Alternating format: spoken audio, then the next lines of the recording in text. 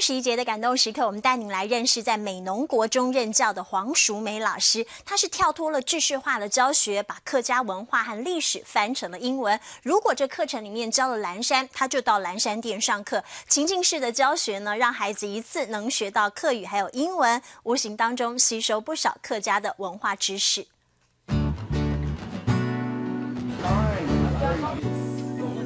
美浓镇上最具历史的蓝山店，这群学生就在这里上课。上课的教材就在店里找，从女性的蓝山上来辨别身份。同学早就事先做好了功课，不只是国语解释，还外带客家话。结婚呢，要做新娘的时间，伊哋也嚟要做服饰呢。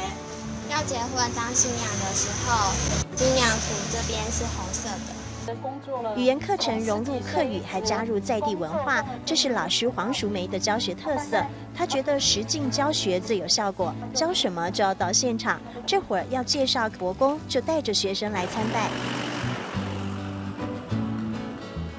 八公斋松，梯子黄淑梅，我是美浓国中的英文先生。客家的精神信仰也是一门知识，这一次不只是客语了，得要3语翻译。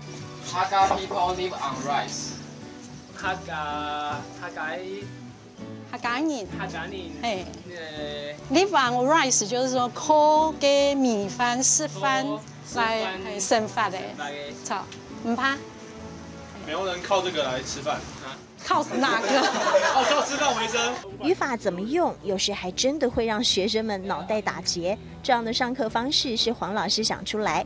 年轻时嫁来了客家庄，半句客家话都不懂。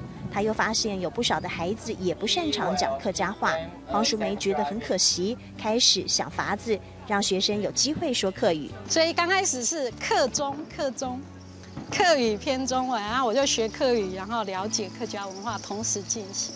等到我会了以后，我再把它翻成英文。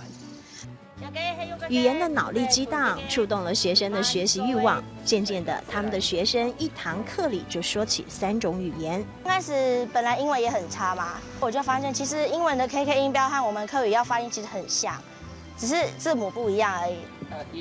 学英文的同时一并学母语，在美浓当客语遇上英语，2种语言文化并存的关系，是激荡出源源不绝的学习火花。